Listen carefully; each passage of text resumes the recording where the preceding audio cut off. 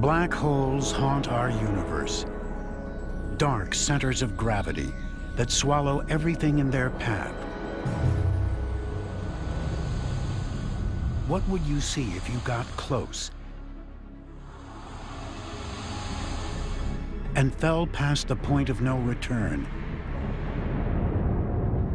into a netherworld of twisted space and time? What secrets can we learn about the universe on a journey to the center of a monster black hole?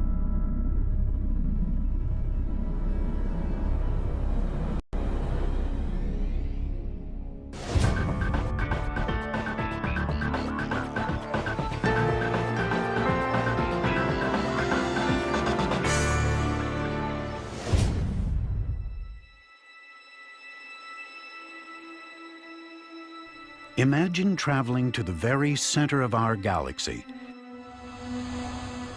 26,000 light years away,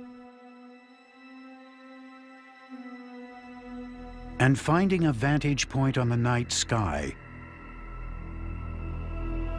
You'd see millions of stars, and on the horizon, a strange dark sphere rising.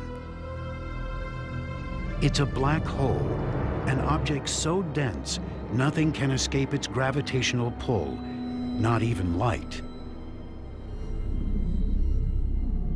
This monster is 10 times the size of our sun, yet millions of times heavier. It's not the only one out there. In nearly every large galaxy, astronomers have found evidence of black holes, millions, even billions of times the mass of the sun.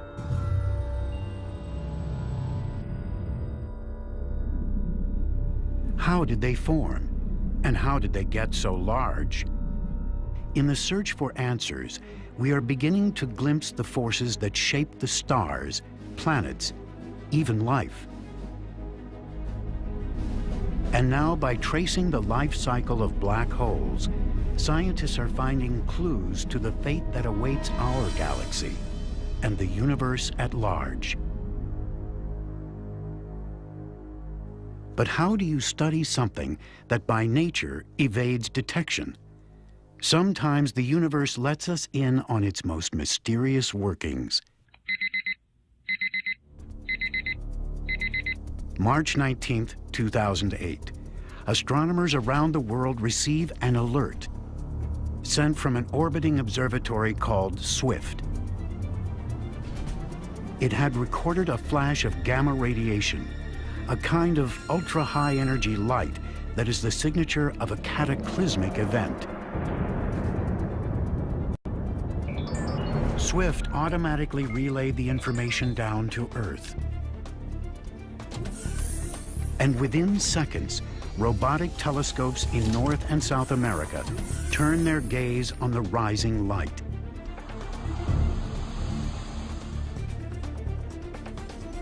Astronomers dial into the data to see how bright and powerful the flash had become.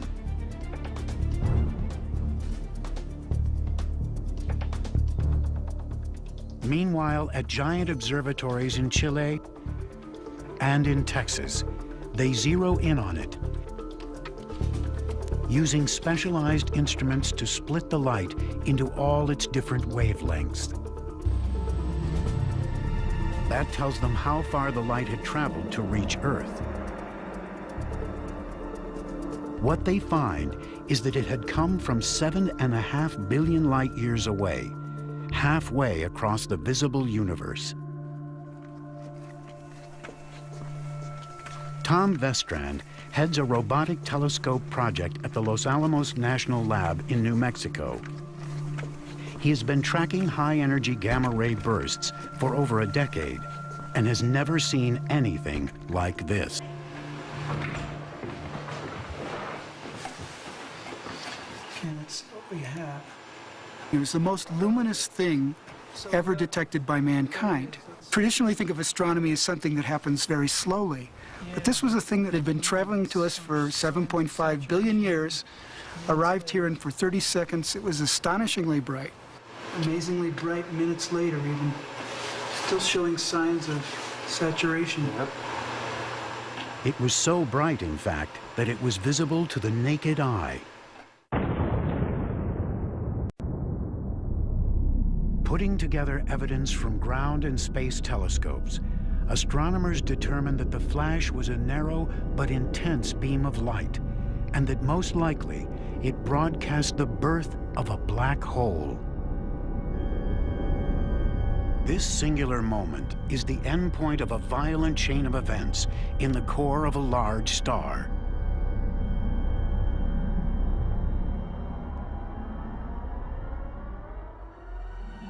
All stars shine by burning light elements like hydrogen.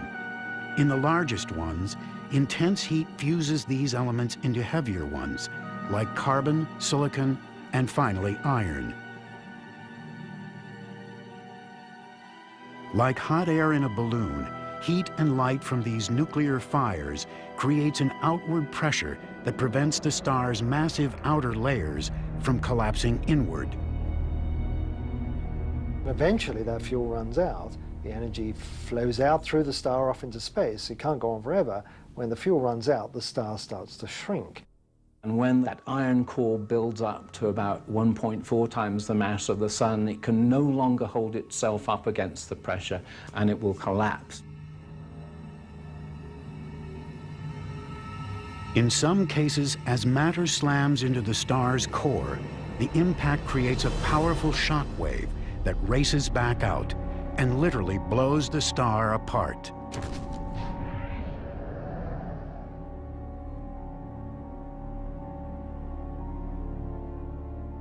Our galaxy is littered with the scattered remains of these supernovae, as shown in images like these from the Hubble Space Telescope.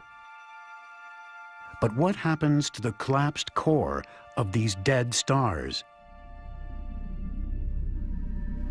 When a large star implodes, its weight is enough to squash all the atoms in its core down to their nuclei. The result, an ultra-dense ember called a neutron star. The density of a neutron star is something like taking a mountain and crushing it down to the size of a marble, about so big. Neutrons can withstand incredible pressures. But if enough matter falls onto them, beyond a critical threshold, they can be crushed down to nothing. When that happens, a black hole is born. A black hole is gravity taken to the extreme. Its mass is literally packed into a point and enshrouded within a dark sphere called the event horizon. That sphere is the point of no return. Any gas, stars, or planets that fall in disappear forever. A black hole is a region of space and time which is both black and empty. It's black because light can't escape from it, gravity pulls the light back, but it's empty because the object or system that collapsed to form it in the first place has shriveled away to nothing. The common idea that a black hole is just made of very compacted matter, it's wrong. It's just simply wrong. It may have been created from very compacted matter, but the matter is gone. It's been completely destroyed. It no longer exists. And yet it leaves behind a powerful legacy, its gravity. According to Albert Einstein, gravity is not just the attractive force of planets and suns.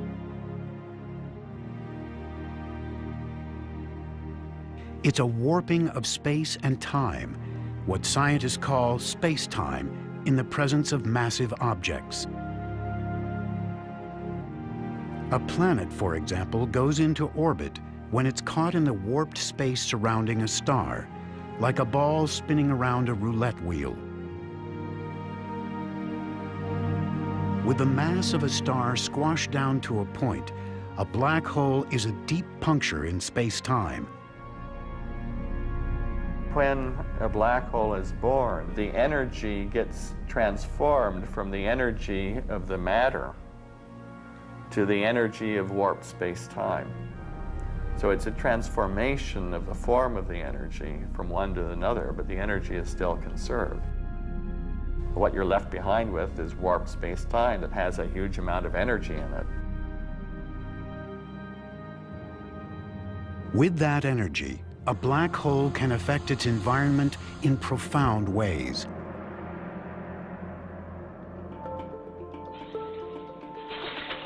On our planet Earth, we know gravity as the force that brings everything down. The impact releases energy, a crash.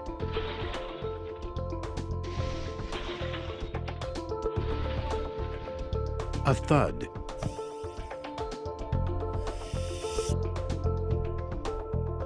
A shatter.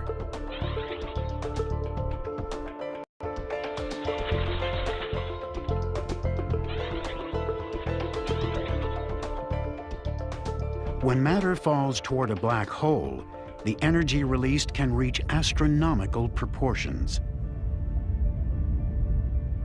When we look at how they affect the rest of the universe, we look at what happens around them, what happens when stuff exploits this huge gravitational potential, this huge gravitational hole that they form, and how that is exploited to make energy.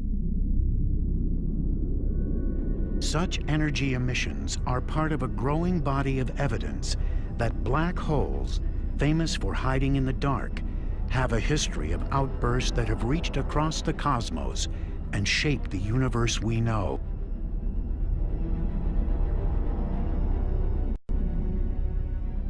Scientists are following this energy like a trail of clues, leading ever closer to the black hole's dark heart.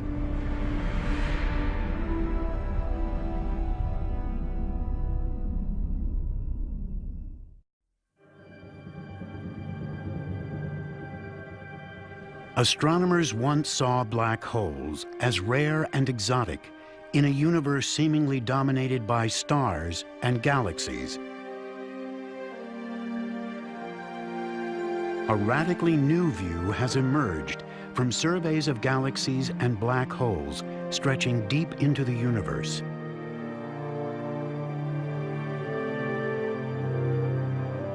Giant black holes lurk in the dust lanes and swirling gas clouds at the centers of nearly every large galaxy. What's more, the larger the galaxy, the larger the black hole. That's a clue that they must have evolved hand in hand, each shaping the life story of the other.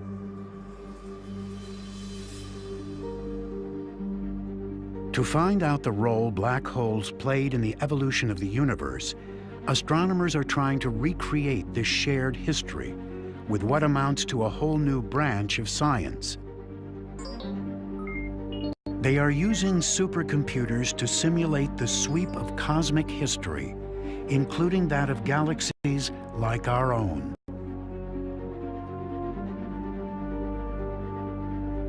This simulation takes us back to just a few 100 million years after the beginning of the universe. Gravity drew vast pockets of gas into dense centers. They grew hotter and hotter, igniting to become the first generation of stars.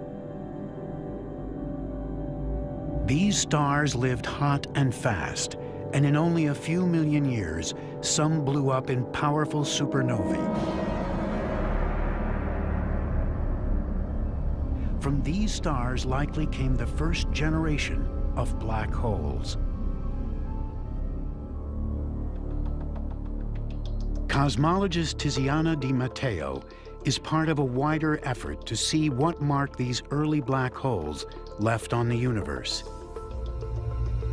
Her computer program simulates the action of gravity on gas, the formation of stars, galaxies, and black holes. Her goal is to create a virtual universe that evolves like the real one did, with black holes and galaxies emerging and growing together.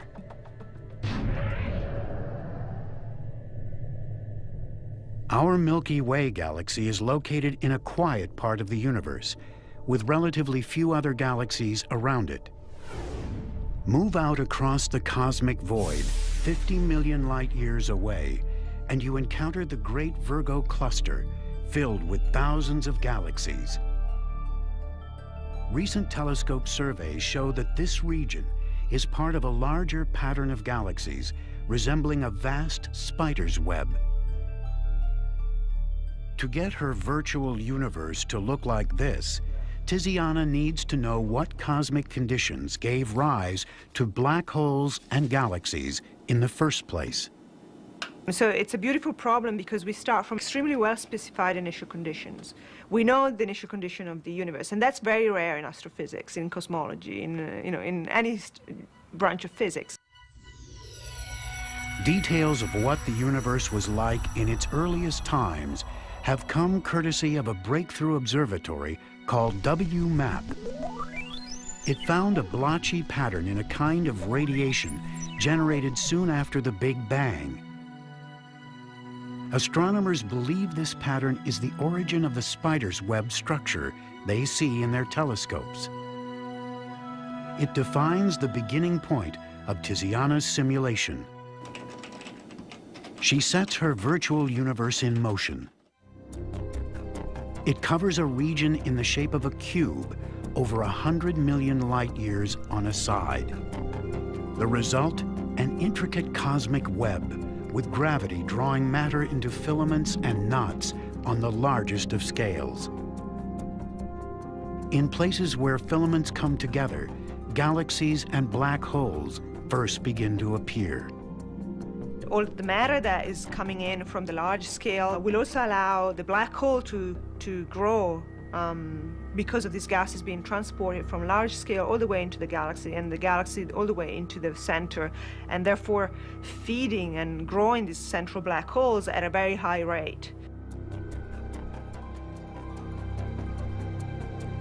In this sequence drawn from her simulation, the circles indicate the appearance of black holes within the data. What she finds is that as these black holes gain mass, gravity pulls them toward the densest regions, where a few grow larger than all the rest. How did these chosen few black holes grow so rapidly? The orbiting Chandra X-ray Observatory recently turned up evidence at the centers of galaxies back in the time of the early universe.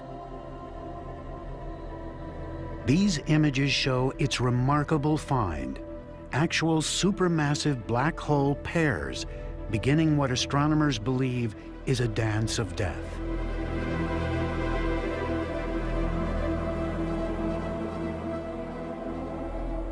In most cases, their forward momentum simply causes them to go into orbit around each other, like a planet around a sun. This orbit can go on for billions of years. To grow large, one black hole must draw the other in, close enough to swallow it. Albert Einstein showed how they do it. He predicted that when massive bodies accelerate or whip around each other, they can stir up the normally smooth fabric of space-time.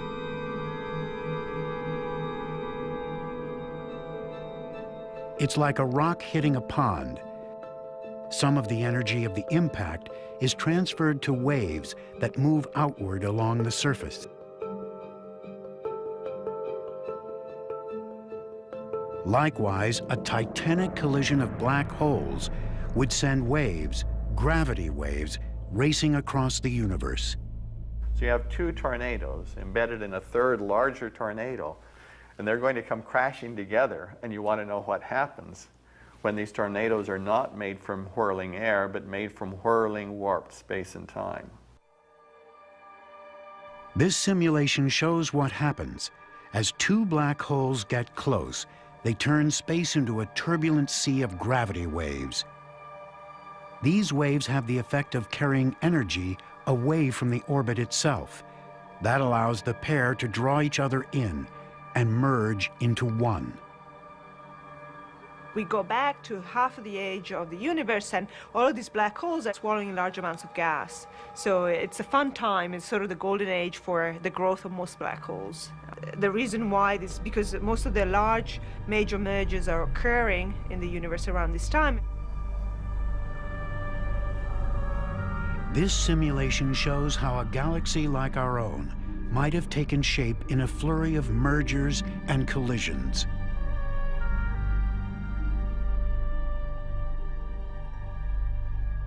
In the beginning, gravity drew patches of stars and gas together. A new, larger patch drew still others. In fact, the universe is littered with galaxies in the process of ripping each other apart and crashing together. In the turmoil of each new merger, another victim is thrust into the jaws of a growing black hole. And in the densest regions of the universe, a small percentage of these monsters have been able to grow to a level of size and ferocity we can scarcely imagine. And yet, amid all the violence, are clues to how the universe, and even places like Earth, came to be what they are.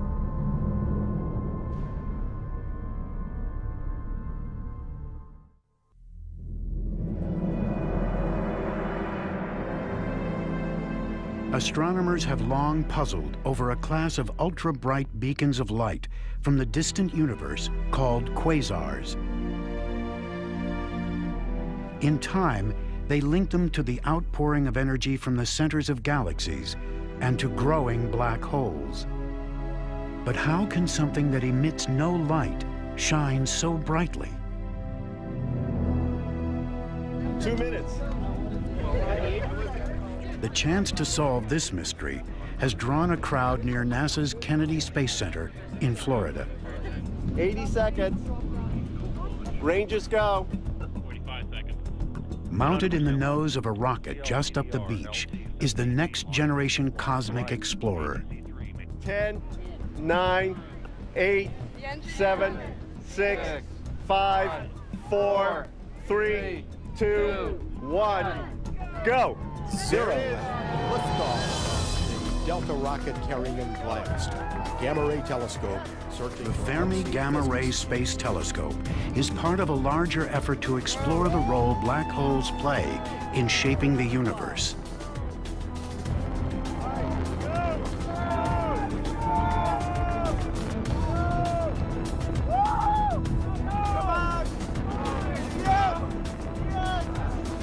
Farewell.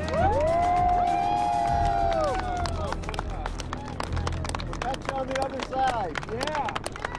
To me, the idea that we're standing here on this planet in our own little area of our galaxy, we're able to look around and make meaningful measurements, have a theoretical understanding of the entire universe in which we live, to me is something that all of humankind can justifiably take pride in.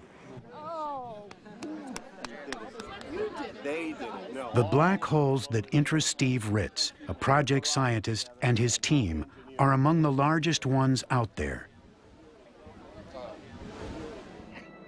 The energy they emit is thought to stem from periods of rapid growth at the center of galactic feeding frenzies. Billions of years ago, in places where the universe was dense with matter, gravity drew swarms of young galaxies hurtling toward each other. A large galaxy grew in the center, and when another galaxy fell toward it, it hurled matter at a central black hole. Force-fed like this, the black hole could grow up to several billion times the size of our own sun. Probing the Perseus galaxy cluster, the Chandra X-ray Observatory found immense hot cavities hollowed out of the surrounding gas.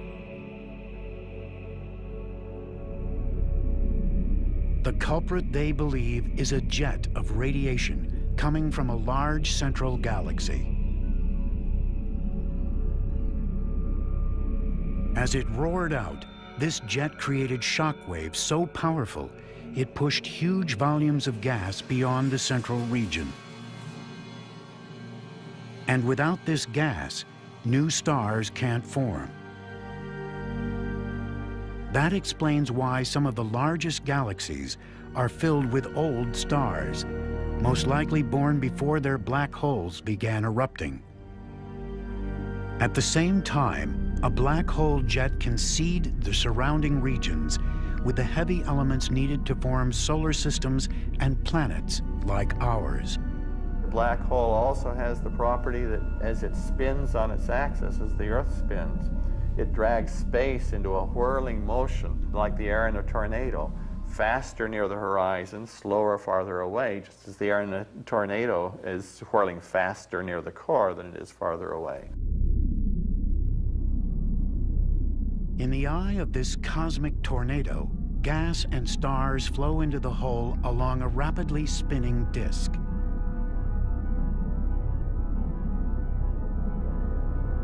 The spinning motion generates magnetic fields that twist around as matter swirls in. These fields channel some of the inflowing matter out into a pair of high-energy jets. So we can extract then the rotational energy of a black hole. Nature can extract it. And the amount of energy you can get out is enormously larger than all the energy you can get from burning all the nuclear fuel inside of stars. It's the equations of Albert Einstein that describe the source of this incredible power, the extreme warping of space just outside the black hole. What we can learn from these equations doesn't stop at the event horizon. They can also let us enter, with our minds, the realm within a black hole. Most likely, we'll never directly see how those equations play out and live to tell. A future explorer prospecting for data would tempt fate by traveling too close. If the monster is a collapsed star, weighing a few times the mass of the sun, its gravity rises sharply. The pull on the starship's nose is so much greater than on its tail that gravity rips it to shreds.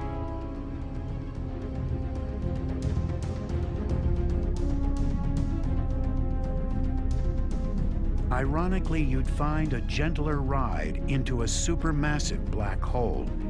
Its larger size means its gravity is more spread out. What you'd find if you made it inside is the most extreme destination in all the universe.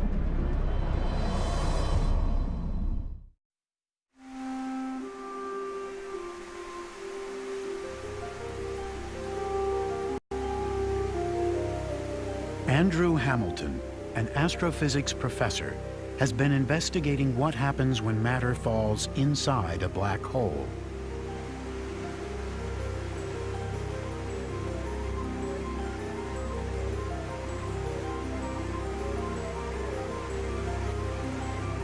Using Einstein's equations, he and other scientists believe that falling into a black hole is equivalent to moving down a river and tumbling over a waterfall.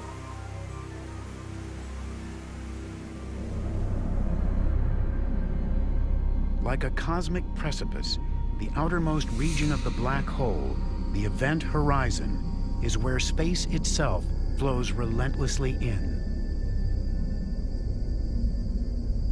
What does one mean by space falling or doing anything? It's just that if you put objects in space, then they will move in certain ways. And if you put objects near a black hole, as they approach the horizon, inevitably they must approach the speed of light in order to stay at rest. Otherwise, they're going to fall inside the horizon. If the black hole is spinning, the central region is bounded by what's known as the inner horizon. In a case defined only by Einstein's equations, an object may whip around so fast it gets flung outward. If there's nothing inside the black hole except the space-time structure itself, or there's nothing inconsistent about having space fall inside, turn back around, and come back out again, because space has no substance, so there's no problem with it moving through itself. It would be like a river racing over the falls, hitting the rocks below, then flowing back up. In the strange world of general relativity, you've fallen through a region, a black hole region, where space was falling faster than light. And now space has turned around and is now pushing you outward faster than light. Imagine charting a starship's course into this topsy-turvy realm. If you survived the fall down to the event horizon, you'd accelerate through it. You go with the flow, you hit the speed of light at the horizon. Now, you can still see stuff from the outside world, even when you're inside the horizon, but people can't see you because space is falling faster than light. To understand the chaotic region within, Hamilton has enlisted Einstein's equations in a project to visualize the black hole's inner anatomy. You could only get this close on a spaceship propelled by pure mathematics. Passing through the event horizon, we approach the central zone. As we whip around, we are flung out of a kind of cosmic tunnel known as a wormhole.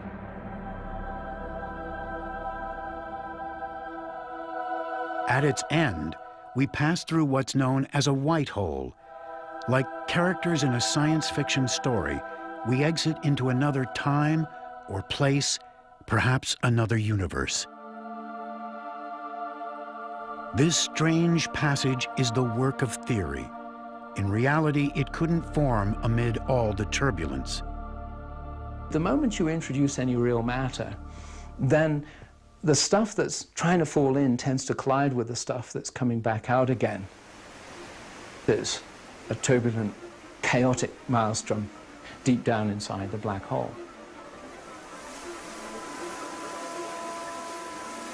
In a waterfall, this collision zone is where water crashes on the rocks and ricochets into the downward flow. Here, turbulence rises. All order disappears. In a black hole, the collision zone is the inner horizon, where swirling matter envelops the central core.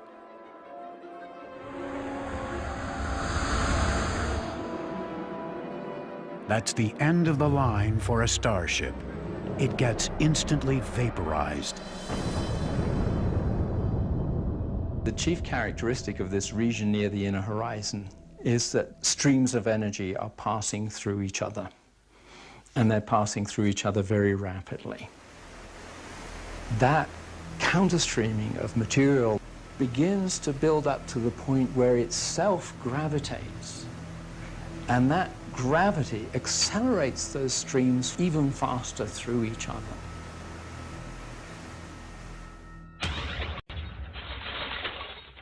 In the gentle world we know, the energy released by gravity quickly dissipates. Whatever crashes down settles into a state of rest.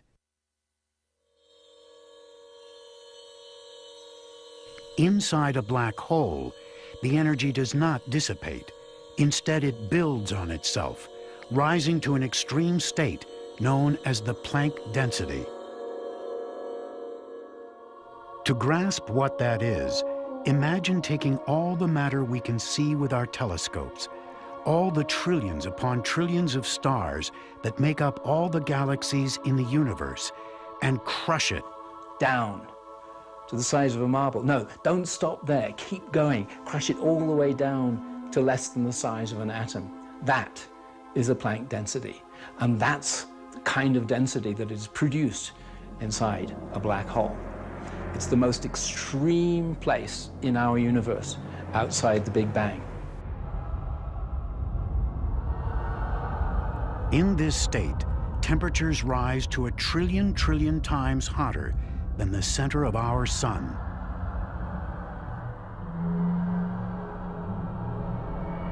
It would be hard to imagine what destructive impact the release of this energy would have. Fortunately, extreme gravity holds it tight within the black hole's event horizon. As astronomers project the continued evolution of our galaxy, they ask, will the matter and energy impounded within its central black hole remain there forever? Or is the black hole, like all other cosmic bodies, somehow subject to the ravages of time?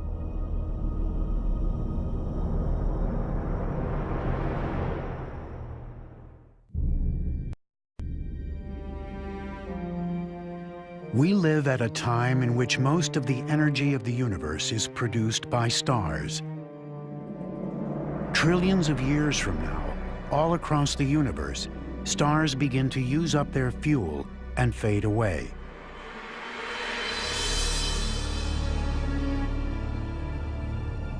The largest stars fall toward the centers of galaxies, where they're swallowed by supermassive black holes.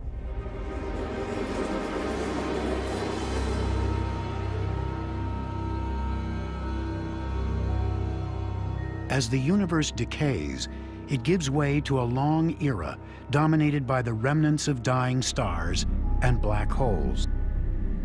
The far future of the universe is one where the stars are burnt out and formed neutron stars or white dwarfs and some black holes, and eventually, over long periods of time, the black holes merge together to form bigger black holes. In time, much of the matter within galaxies will fall into these black holes, and they will become the last bastions of our universe. How long will they last? The answer may come from a theory proposed by the cosmologist Stephen Hawking.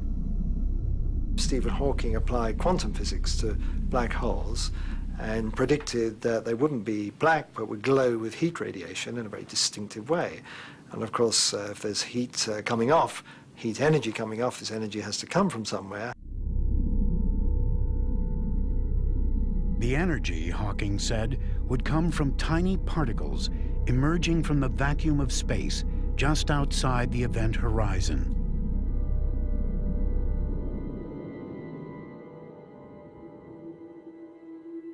Some of those particles radiate away, taking minute amounts of mass from the black hole, like water evaporating from the ocean.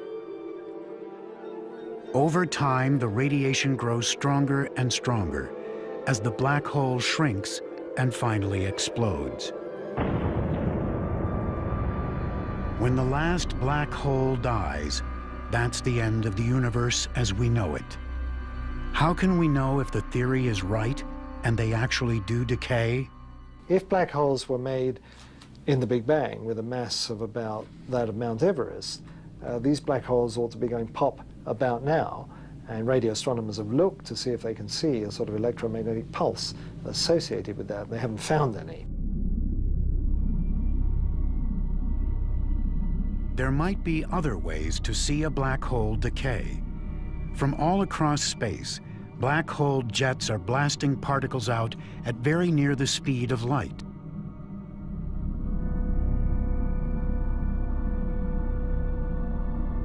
These particles, called cosmic rays, slam into our Earth's atmosphere with enough energy to create miniature black holes. These mini monsters would decay immediately in a shower of particles, but they are very difficult to observe. We're almost to store.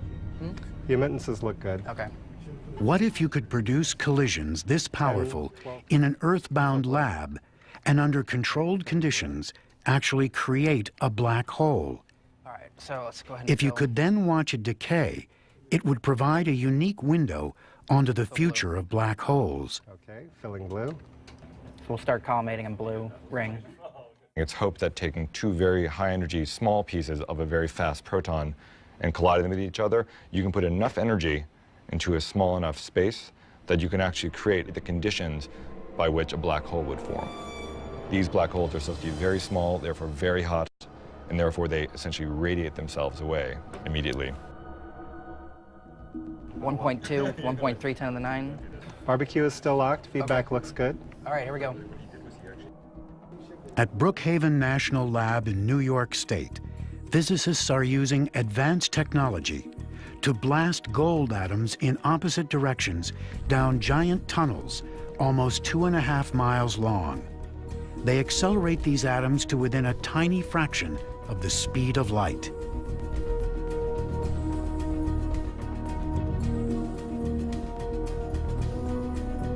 When the atoms collide, a fireball erupts. Sophisticated sensors record a splatter of subatomic particles, a hot soup of gluons and quarks.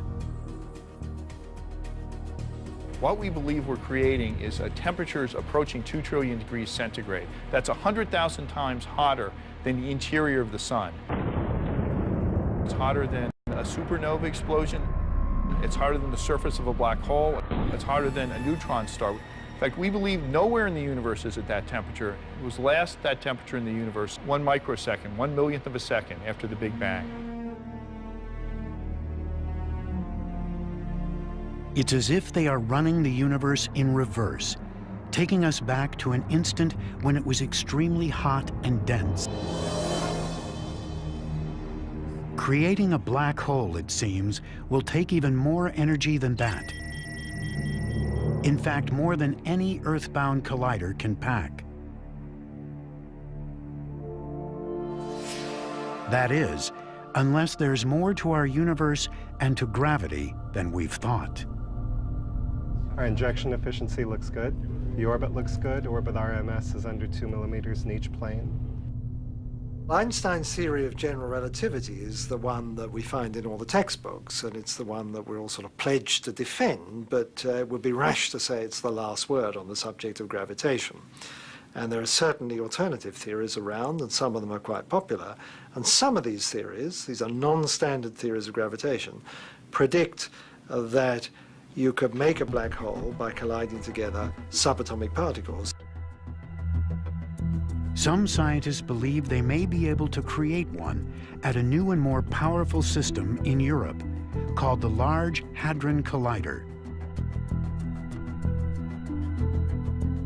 The key lies in whether the world we know is part of a more complex cosmic reality, beyond the 3 spatial dimensions plus time that we experience in our everyday lives. If so, we would be like insects living on the 2-dimensional surface of a pond, unaware of the deep and complex reality below it. That we can be living on the surface of the pond, happily minding our own business, but not realizing that underwater, something, say a fish underwater, could be swimming through the water, causing disturbances that propagate up to where we are. We could feel it happening, we could essentially see our universe around us changing, but we look around for the cause of it and we won't know what it is.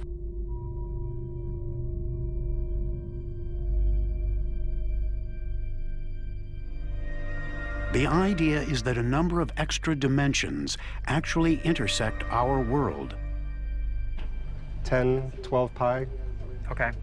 When particles collide at very high energies, those extra dimensions enhance the gravitational force between the particles, enough to create a micro black hole. Let's look good. The scientists will know a black hole is there when they see the shower of particles predicted by Hawking's theory.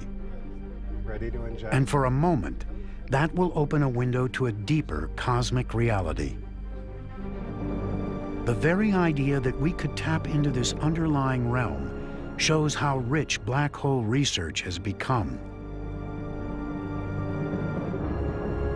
Einstein's theory showed how black holes can generate extreme energies, cause the universe to wobble and bend, and twist up into knots. The recognition that black holes are fundamental to the workings of our universe is a major discovery of science in our time. And if it turns out that they do have a finite lifetime, their death will signal the end of our universe. By some estimates, the time horizon of the largest black holes goes out to a Google years. Take a 1 and add 100 zeros to it. That's an unfathomable spread of time, but it's far short of forever. The clock may well be ticking on our universe. The alarm will sound when the last black hole explodes.